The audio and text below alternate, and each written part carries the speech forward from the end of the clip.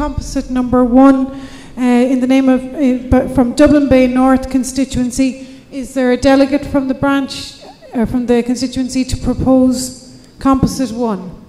Yes, Alison.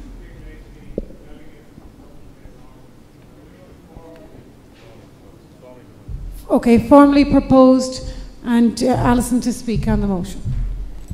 Thank you, Chair, delegates.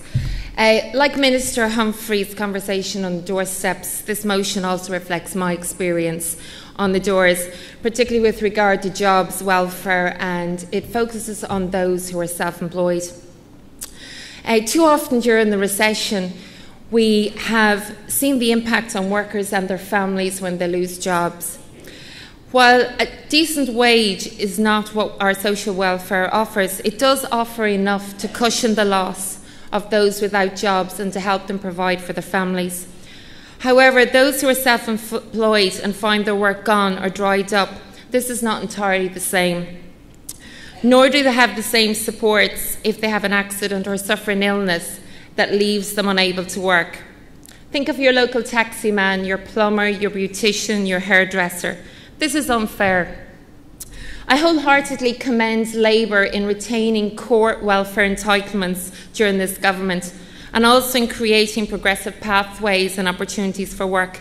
And I also commend Minister Nash's work in improving workers' rights. However, our work for workers is incomplete. We must act to afford self-employed people the protections and entitlements similar to their employed counterparts. In particular, the means testing criteria and process for self-employed workers to qualify for job seekers allowance needs to be simplified and aligned with those of their employed counterparts. They must also have long-term illness, incapacity and invalidity benefits extended to them.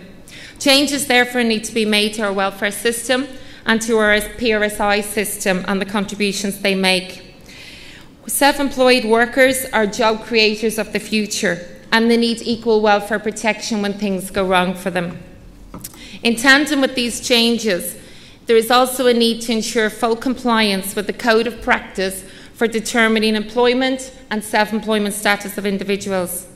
This is particularly necessary in sectors with high levels of flexible, casual and precarious work, or where intents are being made to exploit vulnerable workers or migrant workers, or where intents are being made to circumvent labour legislation.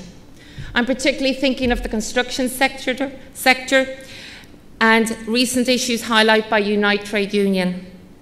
All these changes are based on the evidence and the recommendations presented in the third report of the Advisory Group on Tax and Social Welfare, extending social insurance coverage for the self-employed, published in May 2013.